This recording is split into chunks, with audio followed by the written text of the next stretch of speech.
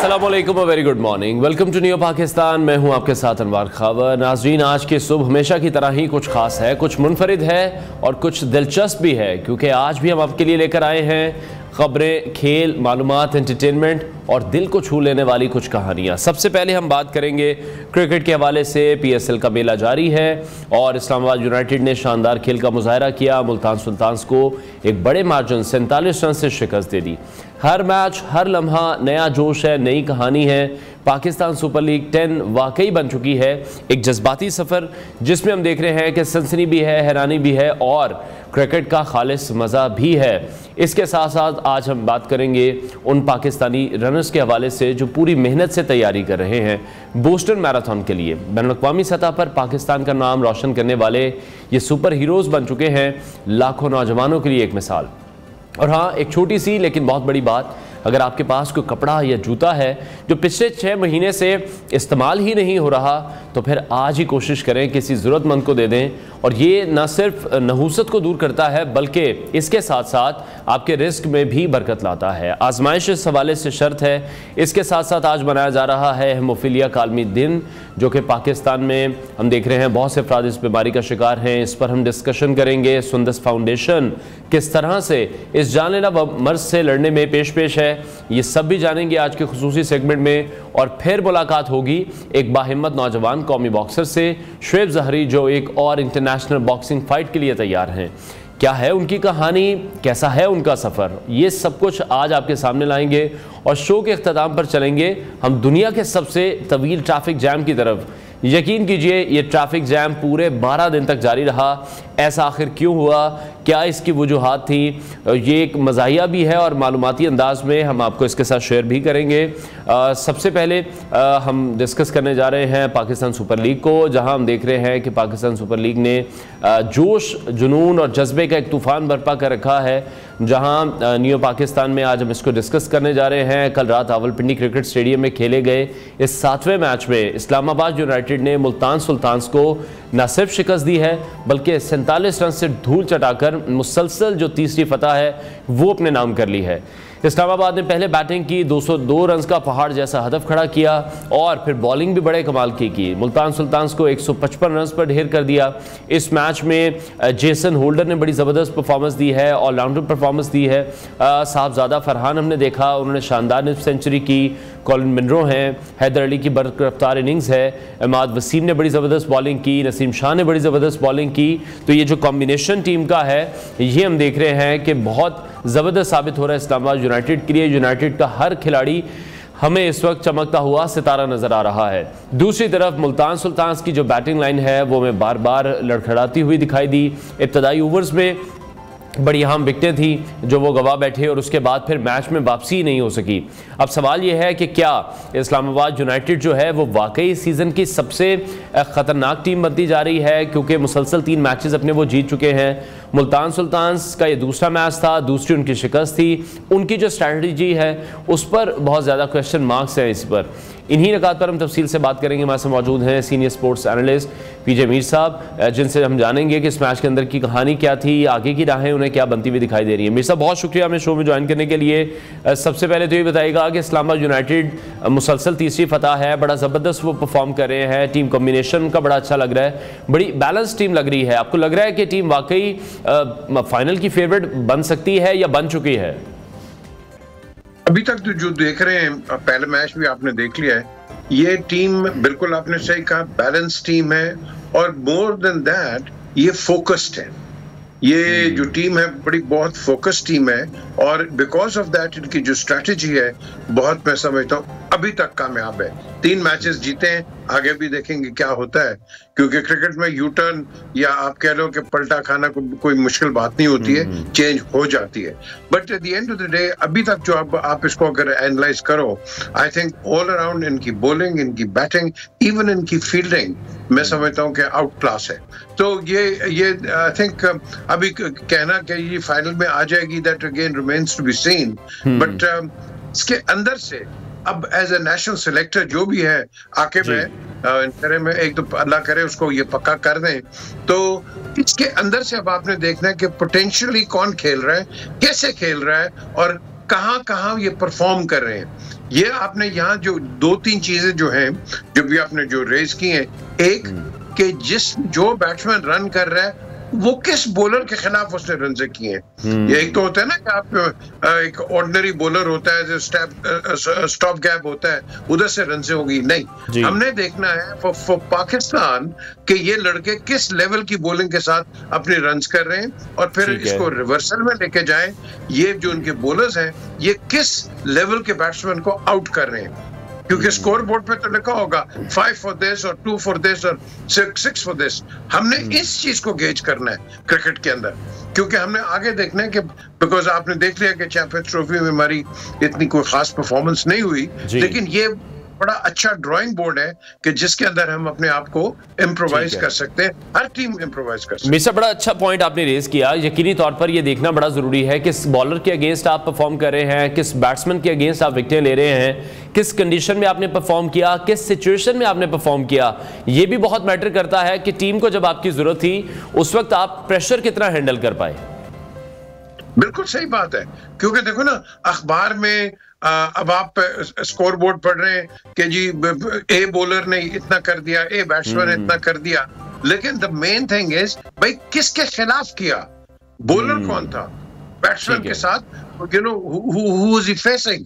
तो ये जो चीजें होती हैं ये मैं समझता हूँ कि सिलेक्टर्स जो होते हैं इनको मद्देनजर रखना चाहिए, और इसी को हम कहते हैं मेरिट, और इसी को हम कहते हैं पोटेंशियल ढूंढना लड़कों के अंदर। अगर ये आ जाए तो आई थिंक यू नो हमारे पास कोई कमी नहीं है, डेप्थ नहीं है टैलेंट की। ठीक है। अच्छा मीर साहब, जिस तरह से आपने भी जिक्र किया चैंपियंस ट्रॉफी में भी हम अच्छा परफॉर्म नहीं कर पाए हैं, और काफ़ी अरसे से हमने आपसे भी प्रोग्राम में डिस्कस किया था पहले भी कि कोई ऑलराउंडर हमें उस तरह से नहीं मिल पा रहा जिस तरह से पहले पाकिस्तानी टीम में मौजूद होते थे। आफरीदी कह लें, रज़ाक कह लें, अजहर महमूद कह लें, जो बैटिंग भी करें बॉलिंग भी करें, कहीं ना कहीं पाकिस्तान की जीत में बहुत से मैचेस में उन्होंने बहुत इंपॉर्टेंट रोल भी अदा किया। जेसन होल्डर की परफॉर्मेंस आपको लगता है कि बड़ी ज़बरदस्त परफॉर्मेंस रही, ऑलराउंडर परफॉर्मेंस थी, 4 विकेटें उन्होंने ली, 32 स्कोर्स उन्होंने बनाए, तकरीबन 288 के स्ट्राइक रेट से वो खेल रहे थे। तो ये भी मैच का एक गेम चेंजर हो जाता है जब आपका ऑलराउंडर बड़ा अच्छा परफॉर्म कर दे। देखो जेसन जो है ना ये तो बहुत ही छोटा सा बच्चा था, इसका जो इनके जो वालिद थे जॉन होल्डर, बाद में अंपायर भी बन गया, वो मेरे साथ खेला करता था league cricket, you know central Lancashire league में। अब ये जो बच्चे हैं ये, और पर्टिकुलरली जॉन ले लो, फिर वो पीटर विली का बेटा भी है, डॉन टॉपले का बेटा भी है, यू नो ये खेले। जो आप इन लड़कों में देखोगे कि जो काउंटी क्रिकेट खेलते रहे हैं उनके साथ साथ ये बढ़ते रहे, क्योंकि काउंटी क्रिकेट में जो मैं आपको बताता हूँ कि जो लड़के खेलते हैं वो हफ्ता 2 हफ्ते घर से बाहर रहते हैं, उनके पता नहीं कहाँ मैच होते हैं, और कई फैमिलीज होती हैं ये अपने बच्चों को साथ और बीवियों को ले जाते हैं। तो ये जो जेसन है आपने बिल्कुल सही कहा, ये बिल्कुल अपने बाप की तरह खेलता है। वो भी बहुत बड़ा हिटर होता था, बहुत जबरदस्त और क्लीन हिटर था, वो बॉलर भी था, ऑलराउंडर भी था, और आप कह लो कि बॉलर भी था। तो जेसन जो है आई थिंक इसके अंदर ये इज अ यंगस्टर, इसके अंदर पोटेंशियल है बड़ा, उसने आपको दिखा दिया। और पर्टिकुलरली मैं समझता हूँ इन कंपैरिजन के जो इंग्लैंड में विकेट्स होती हैं या लीग क्रिकेट की विकेट्स होती हैं जो कि टफ्टी होती हैं, ये विकेट्स हैं डोसाइल हैं, बट स्टिल जो मर्जी विकेट हो आपको परफॉर्म उस पे करना है। सो आई थिंक जेसन एक बड़ी अच्छी एक आप कह लो कि एक एक्यूमुलेशन है फॉर ठीक है। अच्छा, जिस तरह से साहबजादा फरहान है उन्होंने भी अच्छा परफॉर्म किया, इस इनिंग्स में भी हमने देखा बड़ा ज़बरदस्त उन्होंने बैट किया। आप समझते हैं वो अब इस्लामाबाद की बैकबोन बनते जा रहे हैं, अहम रोल अदा करते हैं वो भी? अच्छा, ये आपने बड़ा इंपॉर्टेंट सवाल किया है कि ये क्या ये बन जाएंगे। हमें इनकी कंसिस्टेंसी को देखना है कि ये टीम को कब आके संभाल लेते हैं। जब टीम रॉक कर जाती है, 2-3 आउट हो जाते हैं ऊपर से, और फिर यू नो एक को कैरी ऑन करना जो कि अभी देखा है इसने किया है। तो हमें ये चीजें देखनी पड़ेंगी, ये over a period of time. ये बड़ी मैं समझता हूँ ये बात बहुत बड़ी है, लेकिन ये इसको हमने माइक्रो लेवल पे देखना है। अगर बंदा कोई भी हो, अगर वो आप कह लो कि सेट है, और सेट होते होते बीच में से ऐसी एक सुपर शॉट मार दे जो कि मैंने बड़ी मारी हुई है, और वो आपको फिर झाड़ पड़ जाती है। मुझे अभी तक याद है मैंने श्रीलंका के खिलाफ 88 किया, I should have gone to complete my century, लेकिन नजर मोहम्मद जो हमारे कोच थे उन्होंने जो मेरी क्लास ली बाद में कि ये क्या किया, 100 क्यों नहीं किया। ये होती है छोटी छोटी आपको बातें बताने की कि जब आप इस लेवल पे पहुंचते हो you should also look for a bigger score. तो ये लड़कों को मैं समझता हूं उनके कोच जो हैं ये इनको सिखाने की जरूरत पड़ेगी कि ये आपने अपने आप को डेवलप करना है। तो जो आपका सवाल है बड़ा इंपॉर्टेंट है कि इस सवाल पे हर कोच ने अपने पोटेंशियल बैट्समैन को और इवन टू द बॉलर्स उनको बताना है कि किस लेवल पे आपने अपना मेंटेन करना है। बॉलिंग के अंदर यार दो चीजें होती हैं, लाइन एंड लेंथ, और फील्ड, और अपनी फील्ड पे आप गेंदे करो। बेसिकली यही होता है क्रिकेट के अंदर। और जो बैटिंग होती है उसके अंदर ये जो सिलेक्टर होता है, या आपका कैप्टन होता है, या सीनियर प्लेयर होता है, वो आपको शॉट सिलेक्शन बता देता है कि आपने इस तरह खेलना है। लड़कों को बताता है, अच्छा वो छोटा सा पीछे भी रखता है, गेंद बाहर भी निकालता है, यॉर्कर भी मार देता है। तो इस तरह की जो छोटी छोटी चीजें हैं ये आई थिंक ये आपको कंटिन्यूसली बतानी पड़ेगी। ठीक है। अच्छा मीर साहब, 3 मैचेस तो इस्लामाबाद यूनाइटेड जीत चुके हैं, लेकिन अगर उनके कैप्टन की हम परफॉर्मेंस देखें, शादाब खान की मैं डिस्कशन आपसे करने जा रहा हूं कि जब वो टीम में वापस भी आए तब भी परफॉर्म नहीं कर सके, सवालिया निशान उन पे उठते हैं बहुत ज़्यादा कि किस परफॉर्मेंस की बिना दोबारा से उन्हें टीम में शामिल किया गया। अभी जिस तरह से इस्लामाबाद यूनाइटेड की कैप्टनसी वो कर रहे हैं, उनकी अपनी परफॉर्मेंस भी देखें, बैटिंग में भी वो परफॉर्म नहीं कर पा रहे हैं, स्ट्रगल करते हुए दिखाई दे रहे हैं, बॉलिंग के डिपार्टमेंट में भी वो स्ट्रगल करते हुए दिखाई दे रहे हैं। तो शादाब का फ्यूचर आप किस तरह से देख रहे हैं? अच्छा, अगेन ये अब आज हम शादाब की बात कर रहे हैं, आप बड़े बड़े क्रिकेटर्स हैं, पहले उनका भी आप नाम ले लें, उनके साथ भी यही हुआ। देखो शादाब मेरी नजर के अंदर एक बड़ा अच्छा टैलेंटेड प्लेयर है, लेकिन ये एक बैड पैच के अंदर आया हुआ है। ठीक है। अब यहाँ जो आपने सवाल रेज किया, हाँ इसको क्या करते हैं, निकाल दें, इसको फारिग कर दें? नो, इसमें बहुत इन्वेस्टमेंट हुई है पाकिस्तान क्रिकेट बोर्ड की, और ऑफ कोर्स ये कैप्टन कर रहा है इस्लामाबाद को। ये ग्रेजुअली अपने शेल से बाहर आ जाएगा। आपने बाबर को भी देखा है, आपने बाकी क्रिकेटर्स को भी देखा है, ये शेल में चले जाते हैं, बैट पैच आ जाते हैं। तो ये नहीं करना हमने कि इनको बिल्कुल आप फारिग कर दो, नो।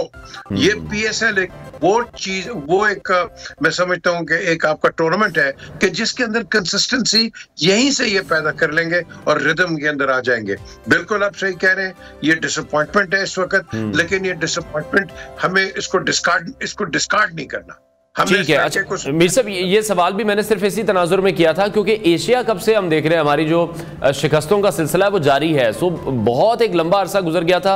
अगेन मैं PSL के टॉपिक से नहीं हटना चाह रहा, लेकिन सवाल मैंने सिर्फ इस तनाजुर में किया था कि इनकंसिस्टेंसी जब इतनी ज़्यादा हो जाती है तो सोशल मीडिया पर या वैसे भी जब हम लोगों से आरा भी कुछ लेते हैं या बातचीत लोगों से होती है तो वो ये कहते हैं कि फिर जो नए प्लेयर्स हैं उनके साथ कहीं ना कहीं नाइंसाफ़ी है। अगर एक प्लेयर का इतना लंबा बैड पैच है, जैसे बाबर पर, हम नॉट सेइंग कि हम बाबर को ड्रॉप कर सकते हैं या करना चाहिए, ऑब्वियसली PCB विल डिसाइड, और या शादाब खान को, बट अगेन जो फिर नए प्लेयर्स हैं उनको अगर मौका नहीं देंगे तो किस तरह से उस पर फिर बहुत ज्यादा तनकीद होती है। अच्छा, इंग्लिश काउंटी क्रिकेट में और ऑस्ट्रेलियन क्रिकेट के अंदर ये होता है कि जब आप परफॉर्म नहीं करते हैं टॉप लेवल पे तो आपके जो ये कोचेस होते हैं या आपकी जो मैनेजमेंट होती है वो आपको सेकंड टीम में खिलाती है। वो कहती है आप इधर खेलो और इधर जाके अपने आप को फॉर्म में वापस लेके आओ। हमारा यहाँ है नहीं है। हमारा जो लड़का है वो फर्स्ट क्लास खेलता कोई नहीं है, वो फर्स्ट क्लास नहीं खेलता और इसका किसी का नाम बन जाए, वो सिर्फ आके पाकिस्तान के लिए खेलता है। ये जो इट डजंट मैटर जो भी, अगर आपको याद हो कि अभी कोहली को कहा था वो आउट ऑफ फॉर्म था कि जाके रणजी ट्रॉफी खेला वो Ranji and he came back in. तो ये जो चीजें होती हैं हमें एक सिस्टमैटिक तरीके से चलना है।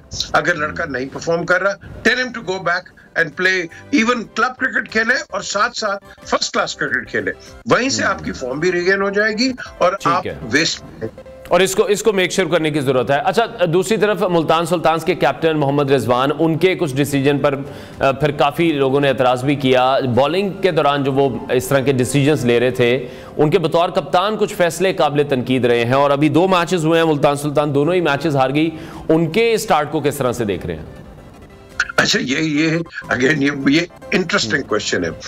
अब बाहर बैठ के आप और मैं और हम जितने भी स्पेक्टेटर्स हैं, हम क्रिकेट को इस तरह समझते हैं कि हम एक्चुअली खेल रहे हैं, देखो कैप्टन जो होता है वो क्रिकेट उस वक्त रन कर रहा होता है, वो उसकी नजर में वो चीज ठीक होती है, मेरी और आपकी नजर में शायद वो चीज ठीक ना हो। नहीं इसको यहाँ नहीं करना चाहिए था, इस बॉलर को ले आते या उस बैट्समैन को उसका बैटिंग ऑर्डर चेंज कर देते। ये बाहर बैठ के बड़ा आसान है कहना, बाहर बैठ के तो आप और मैं मेरे ख्याल एक मैच के अंदर हजार रन भी कर लेंगे और 100 विकेट ले लेंगे। बिल्कुल। लेकिन अंदर जो होता है ये स्पर ऑफ द मोमेंट के ऊपर, इसीलिए मैं कहता हूं कि आपने जो सलमान अली आगा को बनाया वनडेज में, 6 मैचेस खेला है यार वो, 6 मैचेस के बाद आप उसको आप एक पाकिस्तान का कैप्टन बना देते हो, तो that is not the right way. Salman is a great talented batsman, बड़ा जबरदस्त बैट्समैन है, लेकिन इसको थोड़ा ग्रूम तो होने दो यार। 6 मैचेस खेल के आप पाकिस्तान की उसकी रिस्पॉन्सिबिलिटी दे देते हो, फिर उसकी अपनी परफॉर्मेंस देख लो, फिर वो क्या हो जाती है। तो हमने लड़के बनाते भी इस तरह है और खत्म भी इस तरह ही करते हैं। तो इसके अंदर मैं समझता हूँ हमें लड़कों को बैकअप करना चाहिए। ठीक है। अच्छा, इस्लामाबाद यूनाइटेड जो है वो भी पॉइंट्स टेबल पर हमें सर फहरिस्त दिखाई दे रही है। आप क्या समझते हैं कौन सी टीम ऐसी हो सकती है जो इस्लामाबाद यूनाइटेड को टफ टाइम दे सकती है? ये कोई भी हो सकता है। अगर आपको याद है, आप ट्रैक रिकॉर्ड देख लें पीएसएल का, ये अपना लाहौर कलंदर्स कहां मार खाते रहे और ऑल ऑफ अ सडन ये आ गए, ये चैंपियनशिप भी जीत गए। तो ये चीजें देखनी। अब इनका जो पिछला मैच हुआ है, आप देखो कराची किंग्स को इन्होंने किस तरह हराया है। तो ये एक आप कह लो कि एक तो रिदम की बात आती है, एक क्लिक होने की बात आती है, एक आपको थोड़ी बहुत इसके अंदर लक भी चाहिए होती है। तो ये कोई हार्ड एंड फास्ट रूल नहीं है कि जी अगर ये एक रिदम पे जा रहा है, बिल्कुल जा रहा है Islamabad, there is no doubts about it, they are playing very well. लेकिन अपने आप को इन्होंने ये अपना जो मोमेंटम है, इस मोमेंटम को छोड़ना नहीं है, क्योंकि डोंट फॉरगेट जो दूसरी टीम होती है एक विनिंग टीम के साथ, उसके अंदर ज्यादा एक हंगर होती है, क्रिकेट की हंगर और जीतने की हंगर होती है।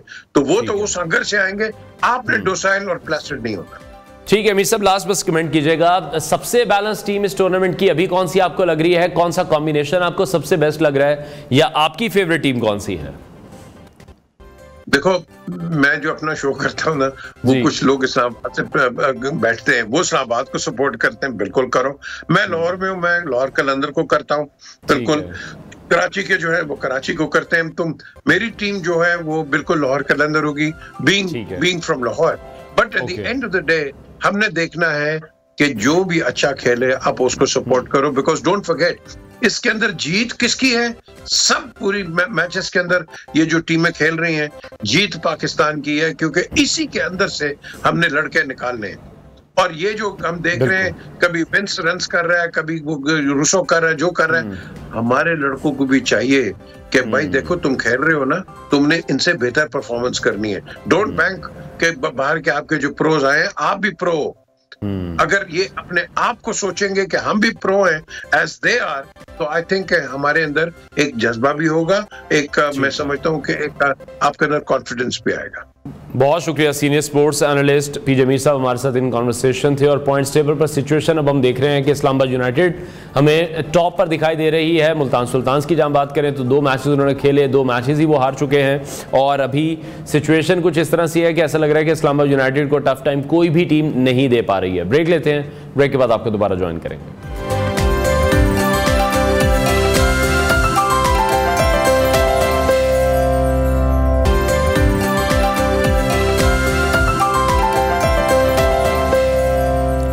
Welcome back to new Pakistan. नाज़रीन, बैनुल-अक़वामी सतह पर पाकिस्तान का नाम रोशन करने वाले मैराथन रनर्स इस बार अमेरिका की तारीखी रियासत मैसाचुसेट्स के शहर बोस्टन में दौड़ने को तैयार हैं। 21 अप्रैल 2025 को शुरू होने वाली और दुनिया की सबसे कदीम और मोतबर मैराथन 129वीं बोस्टन मैराथन एक बार फिर पूरी आबोताब से मुनक्किद हो रही है। इस साल का इवेंट खास इसलिए भी है क्योंकि ये पैट्रियट्स डे की 250वीं सालगिरह के मौके पर मुनक्किद किया जा रहा है। ये वो दिन है जो अमरीकी इनकलाब की याद दिलाता है और जिसका आगाज़ इसी इलाके से हुआ था जहां आज 42 किलोमीटर लंबी मैराथन दौड़ी जाएगी। 32,000 से ज़ायद रनर्स दुनिया भर से बोस्टन पहुंच चुके हैं और उनमें शामिल हैं पाकिस्तान के होनहार एथलीट्स फैसल शफी और दानिश इलाही और दीगर भी हैं जिन्होंने न सिर्फ खुद को फिट रखा है बल्कि अपने सफ़र को एक मिशन में बदल दिया है। पाकिस्तान का परचम आलमी सतह पर बुलंद करना ये न सिर्फ एक दौड़ है बल्कि जज्बा भी है, ये लगन भी है और ये वतन से मोहब्बत की अलामत भी है। हम जानेंगे इन बाहिम्मत रनर्स की कहानी इन्हीं की ज़ुबानी। हमें ज्वाइन करें फैसल शफी। फैसल, बहुत शुक्रिया हमें शो में ज्वाइन करने के लिए। बोस्टन मैराथन में पाकिस्तान की नुमाइंदगी करना कैसा महसूस कर रहे हैं? थैंक यू सो मच और अस्सलाम वालेकुम। एक्चुअली ये दूसरी दफ़ा मैं लास्ट ईयर भी मैंने किया था और इस साल भी दोबारा से मैं बोस्टन मैराथन में पाकिस्तान की नुमाइंदगी कर रहा हूँ, क्योंकि बोस्टन मैराथन असल में दुनिया की सबसे बड़ी और सबसे एक मुश्किल तरीन मैराथन्स में से मानी जाती है। और इसमें क्वालिफाई करना और जाना ऐसा नहीं है कि कोई भी इसमें क्वालिफाई करके जा सकता है। उसके लिए आपको काफ़ी मेहनत और अच्छी रेसेस में अच्छे टाइम के साथ भागना पड़ता है। और पाकिस्तान के लिए बड़ी एजाज़ की बात है कि पिछले कुछ चंद सालों से पाकिस्तानी रनर्स की जो तादाद है वो बढ़ती जा रही है। और इस साल माशाल्लाह ओवरसीज़ पाकिस्तानीज़ भी और पाकिस्तान में रहने वाले जो पाकिस्तानीज़ भी हैं वो भी करीब 17-18 लोग जो हैं वो इस दफ़ा बोस्टन मैराथन में पार्टिसिपेट कर रहे हैं। ठीक है। अच्छा फैसल, जब पहली बार मैराथन रनिंग शुरू की थी तो कभी सोचा था या जहन में आया था कि बोस्टन जैसी मैराथन तक पहुंचेंगे? नहीं, ऐसा कभी सोचा नहीं था। एक्चुअली शुरू ही उसको एक लाइफस्टाइल और फिटनेस के उसमें लेके किया था, मगर आहिस्ता आहिस्ता जब ट्रेनिंग होती गई तो फिर एक ख्वाब होता है, हर इंसान का होता है, हर रनर का ख्वाब आप किसी से भी दुनिया में पूछेंगे तो उसका होता है कि वो बोस्टन मैराथन भाग सके। और बोस्टन मैराथन की स्टार्ट लाइन, उनकी फिनिश लाइन, और वो स्पेशली इसलिए भी बहुत ज़्यादा इम्पोर्टेंट है क्योंकि वो वहाँ पे कुछ वहाँ के लोग जो है उसको एज ए रिलीजियस एक त्यौहार होता है, उसको एज अ मैराथन डे को जो है लेते हैं और पूरा शहर जो है वो सपोर्ट करने आपको आया हुआ होता है। तो कभी सोचा नहीं था, लेकिन मेहनत करते रहे और वो बस क्वालिफाइंग टाइम्स जो हैं वो अच्छे होते गए और फिर क्वालिफाई कर लिया था उसके लिए। फैसल, जैसे से आपने कहा कि आपने इसको एज अ लाइफस्टाइल शुरू किया था, ऑब्वियसली कि हम सब एक्सरसाइज कोई भी करते हैं तो हमारी कोशिश ये होती है कि अपने आप की फिटनेस जो है उसको बेहतर रखा जाए। अभी पाकिस्तान में आप किस तरह से देख रहे हैं, मैराथन के रुझान में कितना इजाफा हो रहा है? पाकिस्तान में तो अभी पिछले 2-3 साल से तो एकदम से ये, मैं अगर ऐसे कहूँ कि 200 से 250% जो है वो इसमें एकदम से जो है वो इजाफा है, क्योंकि Karachi marathon, Lahore marathon, Islamabad marathon, ये सारी अब रेगुलरली जो है हर साल जो है वो होती हैं। और कराची मैराथन जो है वो इंटरनेशनल स्टैंडर्ड्स के हिसाब से, और एबट जो कि एक मेन बॉडी है वर्ल्ड मैराथन्स को, स्ट्रिक्ट रूल्स हैं जिनके काफ़ी, वो कराची मैराथन को भी ओन करते हैं और उसको काफ़ी एडमिनिस्टर भी करते हैं, क्योंकि कराची मैराथन के सारी सर्टिफिकेशंस और हर चीज़ जो है वो इंटरनेशनल स्टैंडर्ड्स के हिसाब से है। लाहौर मैराथन और इस्लामाबाद मैराथन भी काफ़ी अरसे से हो रही है और अब लाहौर में भी, आई थिंक लाहौर मैराथन में इस साल काफ़ी, मेरे ख्याल में 5,000 या 6,000 लोगों ने पार्टिसिपेट किया था, जो कि एक बहुत बड़ा नंबर है। और इंशाल्लाह अगले साल भी ये नंबर बढ़ता जाएगा और ये अभी एक स्टार्ट होने वाला स्पोर्ट है। तो आई थिंक आने वाले 2-3 साल में आप देखेंगे कि काफी हजारों की तादाद में मैराथन रनर्स पाकिस्तान से अच्छे निकलेंगे। ठीक है। अच्छा, बहुत से लोगों को शायद कहीं ये भी लगता है कि सिर्फ ये फिजिकली ही है, इसमें मेंटली कोई ऐसी प्रेपरेशन आपको नहीं करनी पड़ती है, बट आई बिलीव कि इसमें मेंटली भी उतना ही रोल है जितना फिजिकली है। तो इस मैराथन के लिए आपकी जो तैयारी है वो कैसी है? जी देखें, इसमें मेंटली ज्यादा होता है। फिजिकली तो देखें, आपको भागने के लिए काफी हाई इम्पैक्ट एक एनर्जी सिस्टम पूरा चाहिए, आपको तैयारी करनी पड़ती है। मगर 42 किलोमीटर कॉन्स्टेंटली भागते रहना थोड़ा सा जो है वो आपको वहां पे एक मेंटल स्ट्रेंथ आपकी जो है वो आ जाती है। जैसे कि अगर मैं आपको ये कहूं कि आप एक पॉइंट पे ऐसा आता है कि आप कहते हैं कि यार कौन भागेगा, कौन रन करेगा, कौन इसको जो है वो इतना करेगा, तो वो फिर आपकी जितनी जो आपने मेंटल टफनेस होती है और आपका जो कॉज होता है, आप जिस चीज के लिए भाग रहे हैं, क्योंकि मैराथन रनिंग ये खाली भागना नहीं होता, आप डिफरेंट लोगों के डिफरेंट कॉजेज होते हैं, चैरिटीज होती हैं, कोई किसी के लिए कर रहा होता है, कोई किसी के लिए कर रहा होता है, तो वो एक उसके लिए एक वो बन जाता है, कैटलिस्ट बन जाता है उसको मूव फॉरवर्ड करने के लिए। ठीक है। अच्छा, आपने किस तरह से इसकी फिर तैयारी की? कोई ख़ास डाइट या कोई ख़ास रूटीन जिसको फॉलो करते हैं? कितनी देर इसकी प्रिपरेशन होती है दिन में? इसकी जो देखें, होता यह है कि इसकी वीकली हमारे स्ट्रक्चर्स होते हैं। हम लोग 80 to 90 किलोमीटर हर हफ्ते भागते हैं, और इसका जो समझें, इसकी डाइट तो यह है कि आपको डाइट तो बहुत अच्छी लेनी है, क्योंकि अगर आप खाएंगे सही नहीं तो आप भाग सही नहीं सकते। अब बहुत सारे लोगों को ये मिसकंसेप्शन होता है कि जी आप मैराथन 30-30 किलोमीटर आप भाग रहे हैं तो आप सब खा सकते हैं। ऐसा नहीं होता है। आपको डाइट बड़ी एक जो है वो इम्पोर्टेंट आपकी एक एस्पेक्ट होता है। इसमें आपका जो कार्बोहाइड्रेट इंटेक है, आपका प्रोटीन इंटेक है, ये सारी चीजें जो हैं बड़ी कैलकुलेटेड होती हैं, और अगर कोई भी चीज आगे पीछे हो गई तो वो आपकी मैराथन में जो है, क्योंकि ये 3 से 4 घंटे की रन होती है, और इसमें अगर 1 मिनट भी क्या कोई भी चीज गलत हुई तो वो फिर आपका पूरा जो मैराथन का वो है वो पूरा नीचे आ जाता है। ठीक है। अच्छा, वेदर कितना इफेक्ट करता है? पाकिस्तानी मौसम की अगर हम बात करें या बोस्टन के मौसम की बात करें, ये कितना फर्क डाल सकता है किसी भी एथलीट की परफॉर्मेंस में? देखिए, वेदर का तो ये है कि हम ट्रेन करते हैं यूजुअली गर्मी में, क्योंकि पाकिस्तान में यूजुअली जो है गर्म मौसम ज़्यादा रहता है, सर्दियां इतनी ज़्यादा नहीं होती हैं, तो गर्मी में ट्रेन करना जो है वो बहुत मुश्किल काम है, क्योंकि ह्यूमिडिटी बहुत होती है हब्स की वजह से। अब होता ही है कि हमारे पास एक प्लस पॉइंट होता है जिसे हम अपर हैंड भी कहते हैं, जो बाहर के लोगों के पास इतना नहीं होता, क्योंकि बोस्टन में जब अब जैसे हम अभी मैं इस वक्त कराची में हूं, तो अभी यहाँ पे 36-37 डिग्रीज है दिन में जी। अब मैं जैसे ही बोस्टन जाऊंगा, जो कि मैं रात को आज जा रहा हूँ, तो बोस्टन में एकदम से मुझे 3-4 डिग्रीज मिलेगा। तो सर्दी में भागना मेरी ऑब्वियसली, जब बॉडी आपकी प्रिपेयर्ड होती है गर्मी में ट्रेन करने के लिए, तो सर्दी में भागना थोड़ा सा आसान हो जाता है, क्योंकि आपका कोर टेम्परेचर नहीं बढ़ता है और वेदर आपको अच्छा चाहिए। अगर मैराथन में वाले दिन आपको अगर गर्मी है और मैराथन जहां हो रही है वहां गर्मी है, तो फिर आप बहुत स्ट्रगल करते हैं। उसमें फिर आपकी सारी चीजें, कैलकुलेशंस जो है वो आपको रीइवैल्यूएट करनी पड़ती है, क्योंकि आप जब डिहाइड्रेट हो रहे होते हो, वाटर आपका जो है ऑब्वियसली आप बहुत ज्यादा आपका स्वेट और पसीना बहुत ज्यादा आप लूज कर रहे होते हो, तो फिर आपको उस हिसाब से अपना पूरा एनर्जी सिस्टम जो है वो रीइवैल्यूएट करना पड़ता है। और ग्लोबल वार्मिंग की वजह से टेम्परेचर्स ऊपर नीचे होते रहते हैं, बट यूजुअली बोस्टन में और जितनी भी मैराथन दुनिया भर में होती हैं वो सर्दी के वक्त ही होती हैं, तो टेम्परेचर काफी प्रेजेंट होता है उस वक्त। ठीक है, बहुत शुक्रिया मैराथन रनर फैसल शफी, हमारे साथ इन कॉन्वर्सेशन थी, और बेस्ट विशेस हैं आपके इस मैराथन के लिए भी कि आप पाकिस्तान को रिप्रेजेंट करने जा रहे हैं बड़ी ज़बरदस्त तरीके से, और हम उम्मीद ये करते हैं कि आप जीत कर वापस लौटें। दोबारा से आपको अपने शो में भी मदऊ करेंगे। ब्रेक लेते हैं नाज़रीन, ब्रेक के बाद आपको दोबारा ज्वाइन करेंगे।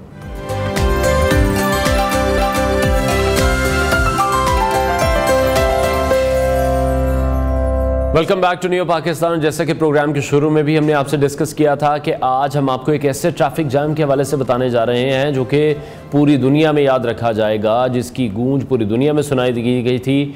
कोई ट्रैफिक जाम में अगर हम लोग फंसते भी हैं तो फिर हमने देखा कि चंद मिनट बाद हम काफ़ी कोफ्त का शिकार भी हो जाते हैं। लिहाजा उन लाखों लोगों की हालत ज़ार का सोचिए जो कुछ घंटे नहीं बल्कि पूरे 12 दिन तक ट्रैफिक जाम में फंसे रहे। बिल्कुल सही सुना आपने, कुछ घंटे नहीं बल्कि 12 दिन, जिसके तस्वीरी मनाजिर, वीडियो मनाजिर इस वक्त आप न्यू की स्क्रीन पर मुलाहिजा कर रहे हैं कि कितनी लंबी ये लाइनें हैं और कितनी तवील है। ये जो अनोखा वाक़या था ये 14 से 26 अगस्त तक 2010 चीन के सूबे में रूनमा हुआ। तब चाइना का जो नेशनल हाईवे है उस पर बहुत ज़्यादा ट्रक आने से, सड़क की मुरम्मत होने से और कई गाड़ियां ख़राब होने से ऐसा ज़बरदस्त ट्रैफिक जैम हुआ जो कि अनबिलीवेबल था। 100 किलोमीटर तक गाड़ियों की लाइनें लग गई थी और हम अंदाज़ा कर सकते हैं कि कितना लंबा ये फासला था। दुनिया का सबसे तवील और सबसे नाकाबिले फरामोश ट्रैफिक जैम 14 अगस्त 2010 को चीन की चाइना नेशनल हाईवे 110 पर पेश आया, जो 100 किलोमीटर तकरीबन 62 मील बनते हैं उस तक फैला हुआ था। और 12 दिन तक ये ट्रैफिक जैम जारी रहा क्योंकि हाईवे पर कोयले की बड़े पैमाने पर नकलो हमल जारी थी, जिसने सड़क पर दबाव बढ़ा दिया। सड़क पर जारी तामीराती काम था, उसने भी ट्रैफिक की गुंजाइश को महदूद कर दिया। जो फंसे हुए लोग यहाँ पर थे उनके लिए दौरानिया किसी भी अजाब से कम नहीं था। कुछ गाड़ियां ऐसी थीं जो कि पूरे 24 घंटों में सिर्फ 1 किलोमीटर सफ़र कर पाती थी। लोगों ने 12 दिन अपनी गाड़ियों में सोकर गुजारे, खा पी कर गुजारे, सारा वक्त वो अपनी गाड़ियों में मौजूद रहे। और ये दुनिया का सबसे बदतरीन ट्रैफिक जैम था जो कि चाइना में हुआ था 2010 में, जिसकी वीडियो, जिसकी तस्वीर इस वक्त आप हमारी स्क्रीन पर भी देख रहे हैं। लेकिन जब इस तरह की सिचुएशंस होती हैं, हम हमेशा से इस तरह की बात करते हैं कि हमारे जो मुल्क में लोग हैं वो ऐसी सिचुएशंस का फ़ायदा उठाते हैं, लेकिन मेरा ख्याल है कि शायद पूरी दुनिया में ही ऐसा होता है। वहाँ पर भी जो मकामी अफराद मौजूद थे, उन्होंने इस सिचुएशन का बड़े ज़बरदस्त और बड़े बुरे अंदाज में फ़ायदा उठाया। उन्होंने वहाँ पर जो लोग फंसे हुए थे, जो ड्राइवर्स वहाँ पर फंसे हुए थे, उनकी इस अजियत को पैसा कमाने का ज़रिया बना लिया और जो भी चीज़ें उन्हें चाहिए थी उनको कई गुना ज़्यादा कीमत पर फ़रोख्त करना शुरू कर दिया।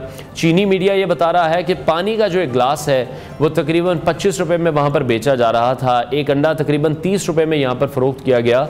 और ये वाक़या जो था ये ना सिर्फ ट्रैफिक मैनेजमेंट की नाकामी का मज़हर था, बल्कि इसमें अगर हम देखें इंसानी सब्र, यकीनी तौर पर हम कुछ मिनट्स के लिए ट्रैफिक में अगर रुक जाएं, सिग्नल पर रुक जाएं या कुछ VIP मूवमेंट के दौरान हमें रुकना पड़ता है तो हमारी जो बर्दाश्त है वो ख़त्म हो जाती है। उन हालात से हम निपट नहीं सकते हैं। तो इन लोगों ने, इन तमाम लोगों ने 12 दिन तक इस हालत में सर्वाइव किया।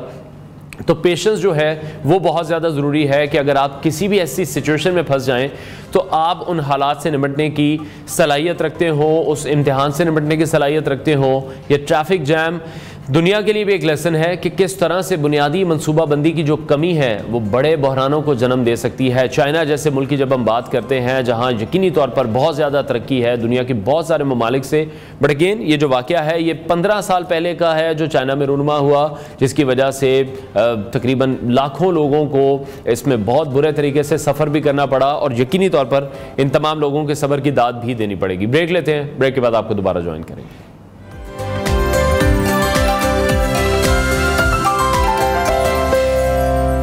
Welcome back to new Pakistan. नाज़रीन, प्रोग्राम के शुरू में भी हमने आपसे डिस्कस किया था कि कोई ऐसी चीज़ें आपके पास मौजूद हों, जैसे आपके कपड़े हैं या जूते हैं, जो आप पिछले 6 महीने से इस्तेमाल ही नहीं कर रहे हैं या कुछ सालों से इस्तेमाल नहीं कर रहे हैं। और अगर बाकी में ऐसी चीज़ें आपके पास मौजूद हैं तो फिर ये वक्त है कि आप इन चीज़ों को किसी ज़रूरतमंद को दे दें, क्योंकि इस्लाम हमें ना सिर्फ सदका देने की तलकीन करता है बल्कि फजूल अशिया को रोकने से बचने का दर्स भी देता है। उलमाए कराम और रूहानी रहनुमा ये बात बारहा दोहराते हैं कि घर में पड़े गैर इस्तेमाल शुदा कपड़े, जूते या सामान एक तरह से इसे रूहानी रुकावट कह लें या नहूसत कह लें, ये दोनों चीज़ें बन सकती हैं। और ये चीज़ें ना सिर्फ घर की फ़िज़ा पर असर डालती हैं बल्कि रिज़्क़ की बरकत को भी कम कर सकती हैं।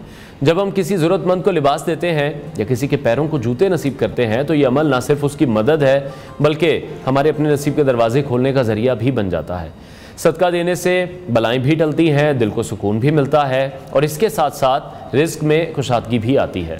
तो हमें चाहिए कि हम इस हवाले से भी अहद करें कि जो चीज़ें हमारे लिए बेकार हैं या हम उन चीज़ों को इस्तेमाल नहीं कर रहे हैं, हमारी पसंद की अब वो नहीं रही हैं या किसी और वजह से भी, तो वो किसी और की ज़िंदगी संवारने का ज़रिया भी बन सकती हैं। हमारे साथ मौजूद है सीरियस स्कॉलर तारिक शरीफजादा साहब, उनसे इस हवाले से हम मज़ीद रहनुमाई लेंगे। तारिक साहब, बहुत शुक्रिया हमें शो में ज्वाइन करने के लिए। बहुत शुक्रिया। इंट्रो आपने सुना सर, मैं ये चाह रहा हूँ कि हम लोगों को ये कन्वे कर सकें कि जो भी चीज़ें हमारे पास इस तरह की मौजूद हैं जो 6 महीने से या कुछ सालों से, समटाइम ऐसे भी होता है कि हम कोई चीज़ खरीदते हैं लेकिन जब वो हमारे पास आ जाती है तो शायद उसकी वो वक़्त नहीं रहती है या हम उसको इस्तेमाल नहीं करते हैं या तब तक हमारा मिजाज या हमारी चॉइस जो है वो शायद उससे भी ऊपर जा चुकी होती है। उस वजह से हम उसको स्टोर में रहने देते हैं कि शायद कभी ना कभी काम आ जाएगी। तो इस हवाले से क्या रहनुमाई है दीन इस्लाम में या नबी करीम सल्लल्लाहु अलैहि वसल्लम के क्या तरीक़ाकार थे? बिस्मिल्लाह रब्बी मोहम्मद करीम अलैहिस्सलातु तस्लीम। सबसे पहले तो यादावरी का शुक्रिया और हमेशा की तरह आज का उन्वान भी ज़िंदगी की बड़े करीब तर है और मैं समझता हूँ कि इन मौज़ूआत पे बड़ी संजीदगी के साथ सोचा जाना चाहिए, ज़हन साजी होनी चाहिए और इसे एक खालिसतन लगी बंदी नसीहत के तौर पे नहीं बल्कि अपनी ज़िंदगी के अंदर एक तब्दीली का ज़रिया बनाते हुए इस पर गौर व फिक्र होना चाहिए और अपने अपने दायरे अमल में रहते हुए बहुत ज़्यादा इज़हार ना भी कर सकें तो अपने तौर पर बंदा अपने मामलात से तो बखूबी वाकिफ़ होता है, अपनी ज़रूरियात और अपनी सहूलियात दोनों से वाकिफ़ हुआ करता है। तो उसके तनाजुर में पूरी दयानतदारी के साथ ख़ुद फैसला करे कि उसके लिए क्या चीज़ जो है ऐसी है जो उसके लिए भी राहत और नफ़े का ज़रिया हो सकती है और बाकी मुआशरा जो उसके गिरदो पेश में आबाद उसके साथ जो वाबस्ता लोग हैं हुर्मत और कुर्बत के रिश्तों की शक्ल में या इख्तियारी यानी दोस्ताना और जो समाज के रिश्ते हैं उनमें हमारे साथ जुड़े हुए हैं, उन सब के लिए भी वो खैर का ज़रिया बने। जहाँ तक ये आपका उन्वान है, उसका बुनियादी हवाला अगर मैं तसव्वुर करूँ सरकार दो आलम सल्लल्लाहु अलैहि वसल्लम की पूरी ज़िंदगी में, तो रसूलुल्लाह सल्लल्लाहु अलैहि वसल्लम की पूरी ज़िंदगी के जो 3-4 नुमाया तरीन हवाले हो सकते हैं ना, उनमें से एक हवाला सखावत है और लोगों पर ख़र्च करना है। यानी करीम आका सल्लल्लाहु अलैहि वसल्लम के यहाँ तो मामूल उमूमी तौर पर मिजाज का ये है कि अगर कोई शख्स किसी तलब में आप तक पहुँचता है तो मामला ये है कि हुजूर सबसे पहले अपने यहाँ देखते हैं, अपने यहाँ वो चीज़ मौजूद है तो एक लम्हा ज़ाया किए बगैर उसको पेश कर दी जाती है। और कतई नज़र इससे कि वो कलमा गो है या नहीं है, यानी तारीख़ हमें इस हद तक बताती है। और न सिर्फ मुसलमान सीरत निगार बल्कि गैर मुस्लिम सीरत निगार भी ये लिखने पर मजबूर हैं कि एक ऐसा शख्स जो चंद दिन पहले यानी मैदान जंग में हुजूर के सामने तलवार लेकर खड़ा है, लेकिन जब वो ज़रूरत लेकर अपनी हुजूर के पास पहुँचता है तो पहले अपने खानवादे से, अपने घर, अपनी ज़ात से देखा जाता है, वहाँ मौजूद नहीं है तो वहाँ से उसको टाल नहीं दिया जाता, बल्कि अपने दोस्तों से पूछा जाता है, अपने असहाब से पूछा जाता है कोई इसकी इस मुश्किल को दूर करने में, इसकी ज़रूरत को पूरा करने में मदद कर सकता है। ठीक है, अगर वहाँ से मिल जाता है तब भी ठीक है, और अगर नहीं मिलता तो यहाँ पर भी ये माजरत, देखें ना उसूली तौर पे तो यहाँ जवाज बन जाता है ना माजरत करने का, लेकिन क्या अजीब मामला है, करीम आका यहाँ इक्तफा नहीं करते, यहाँ रुकते नहीं हैं, उसकी ज़रूरत पूरा करने के लिए, उसको राहत पहुँचाने के लिए इस हद तक चले जाते हैं कि अगर किसी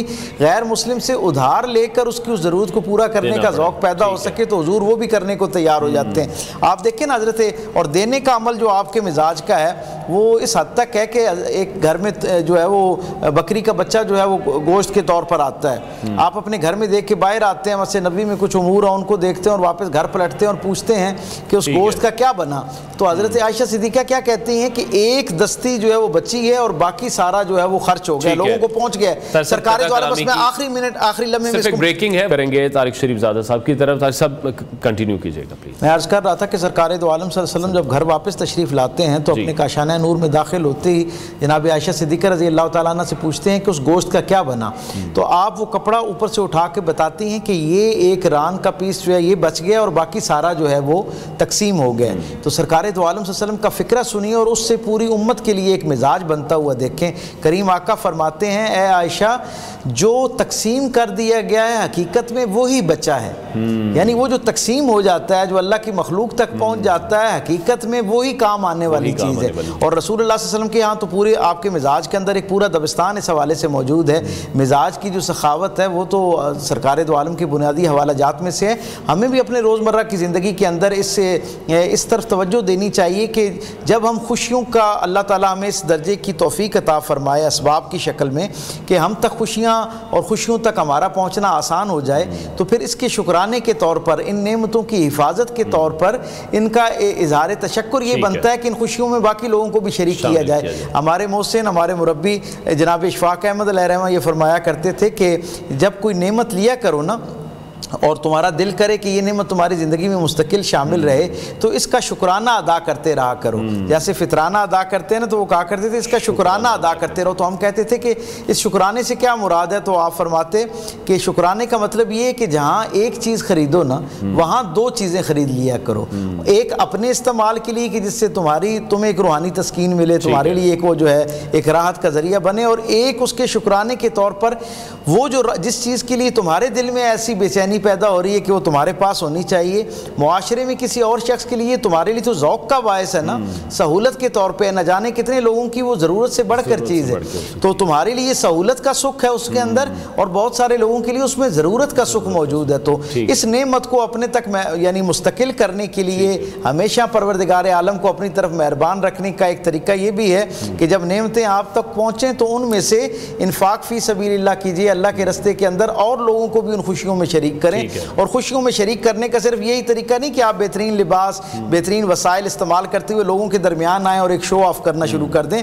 बल्कि उसका हकीकी मफहूम ये है कि उन खुशियों, उन वसाइल के अंदर बाकी लोगों को भी शामिल किया जाए। कुरान हकीम की आयत मुक़द्दसा है कि लन तनालुल बिर्रा हत्ता तुनफिकू मिम्मा तुहिब्बून, अल्लाह के यहाँ ये जो मोहब्बत का बंदे और अल्लाह के दरमियान मोहब्बत का रिश्ता है ना, इसको मजबूत करने का एक बेहतरीन ज़रिया ये कि जो चीज़ें आप आपकी पसंदीदा हैं वो लोगों तक पहुंचाना शुरू करें, वो अल्लाह के रास्ते में खर्च करना शुरू करें। आपने बड़ी सही और हकीकी सिमत में रहनुमाई की कि एक ऐसी चीज़ जिसको पाने के लिए हम बड़े बेचैन होते हैं, जब वो आ जाती है तो बहुत सारी और नेमतों की तरह उसकी कदर खत्म होना शुरू हो जाती है और वो कहीं ना कहीं वार्डरोब में कहीं पड़ी रहती है और न जाने कई महीनों तक उसकी तरफ दोबारा नजर नहीं पड़ती है।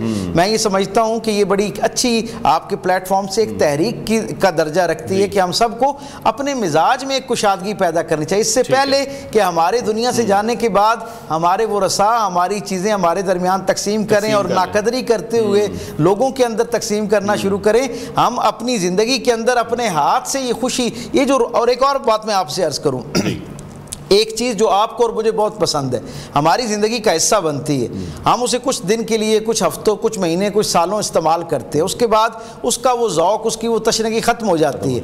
लेकिन आप ये देखें कि मुआशरे में कई और लोगों की वो तशनगी पहले दिन वाली कायम होती है। तो एक तो आप उनके लिए राहत का ज़रिया बनते हैं और दूसरा मैं पूरी ज़िम्मेदारी और दयानतदारी से ये बात अपने ज़ाती तजर्बे की शक्ल में आपके सामने और आपके सामीन के सामने रख रहा हूँ कि जो चीज़ आपको जितनी राहत दे रही होती है ना पहली दफ़ा इस्तेमाल करने में, जब आप उसे अल्लाह की मखलूक को आसानी के तौर पर पहुंचा रहे होते हैं तो दूसरी जो आपकी राहत होती है उससे कई गुना बढ़कर उस वक्त हासिल होती है जब वो आपकी चीज़ किसी और के यहाँ पहुंचती है और किसी और के लिए आसानी का और राहत का जरिया बनती है। यहाँ पर एक और चीज़ है जो मैं चाहूँगा आप जरूर क्लैरिफाई कीजिएगा। बहुत से ऐसे लोग हैं जो कहीं ना कहीं रिलक्टेंट हैं, हिचकिचाहट महसूस करते हैं कि हम अगर अपनी पुरानी चीज़ किसी को देंगे तो पता नहीं माइंड ना कर जाए या कोई ऐसी चीज़ ना हो जाए, तो उसमें भी क्या ये हमें कर देना चाहिए? मुआशरे के अंदर मैं समझता हूँ कि एक बड़ा तबका जो है ना वो ऐसा है जो किसी न किसी दर्जे पे हमसे कम मरात याफ्ता होता है, और मैं ये समझता हूँ कि ये हमारी एक समाजी शऊर का तकाजा भी है और हमारी ये समाजी जिम्मेदारी भी है कि हम अपने गिरदो पेश में ऐसे लोगों पर नज़र रखें जिनके यहाँ इन चीज़ों की किसी दर्जे पे कमज़ोरी पाई जाती है या उनकी रसाई, आसान रसाई उस तक नहीं है। सो अल्लाह रब्बुल इज़्ज़त ने जब मुझे और आपको ये तौफीक अता फरमा रखी है, वसाइल अता फरमा रखे हैं, अब उन लोगों का तकाजा करना जो है वो ज़रूरी नहीं है, ना उसका हमें इंतज़ार करना चाहिए, बल्कि इसे अपनी समाजी जिम्मेदारी समझते हुए वो जो बंदा है मोमिन, किससे अल्लाह का एक तकाजा है ना कि वो मोमिन हो ही नहीं सकता जब तक वो दूसरे के लिए वो चीज़ ना पसंद करे जो वो अपने लिए पसंद करता है। हमने तो सूफिया के यहाँ इस दर्जे पर आला ज़ौक़ महसूस किया कि अगर उनके यहाँ कोई अल्लाह वाला ऐसा है जो बग़ैर हड्डी की गोश्त खाना पसंद करता है, यानी हड्डी की कराहत जो है उसे भी नहीं आने देता अपने पकवान में, तो जब वो अल्लाह के रास्ते में खर्च करता है तो वहाँ पर भी वैसे ही मियार का पकवान हो या पहनावा हो, दोनों की सूरतों में वो उसी दर्जे की ही नफासत का एहतमाम करता है। तो हमें भी ज़्यादा ना सही लेकिन अपने जो दायरा अमल में हमारे गिरदो पेश में ऐसे मोहब्बत और कुर्बत के रिश्ते हैं, मुझे कई दफ़ा लोग कहते हैं कि जी हम ये देना तो चाहते हैं लेकिन हमें हौसला नहीं पड़ता कि सामने वाला माइंड ना करे या कोई ऐसा ना हो। तो भाई आप इखलास नीयत के साथ और मुआशरे के अंदर चंद बुनियादी ज़रूरतमंद लोगों के साथ आपका राह और रस्म ऐसा होना चाहिए, आपकी फ्रेंड लिस्ट में, आपकी फ़ोन बुक में ऐसे लोगों के भी कुछ नंबर्स होने चाहिए जो बावकार लोग हैं और उनको किसी न किसी दर्जे पे ज़रूरत महसूस होती है और वो किसी के सामने हाथ या अपनी ख्वाहिश का इजहार नहीं कर सकते।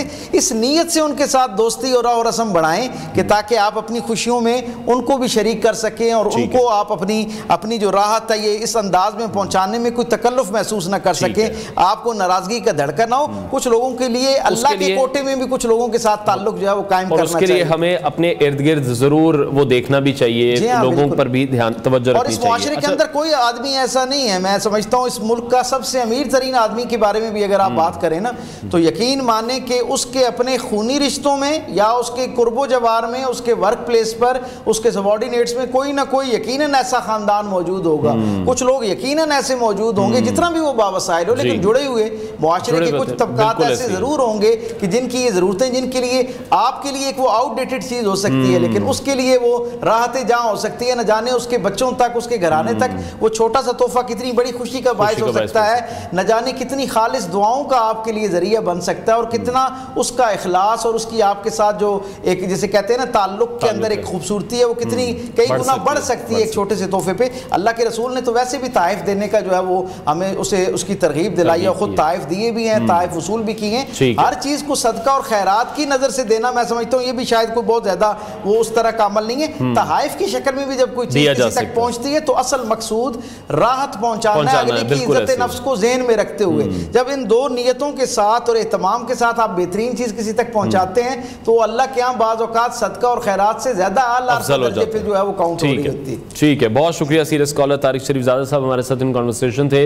और उम्मीद हम ये करते हैं कि आज का जो टॉपिक जो हमने सेलेक्ट किया कि हमें अपनी जो इस तरह की चीज़ें हैं जो आउटडेटेड हो चुकी हैं या हमें पसंद नहीं है या अगर हम उन्हें इस्तेमाल नहीं कर रहे हैं तो हमें अपने इर्द गिर्द भी देखना है। बहुत से लोगों की वो ज़रूरत हो सकती है, बहुत से लोगों की वो खुशी का बायस भी बन सकती हैं और यकीनी तौर पर हमें चाहिए कि ऐसी तमाम तर चीज़ें अगर हम करना शुरू कर दें तो हमारे माशरे में बहुत ज़्यादा बेहतरी भी हो सकती है। ब्रेक लेते हैं, ब्रेक के बाद आपको दोबारा ज्वाइन करेंगे।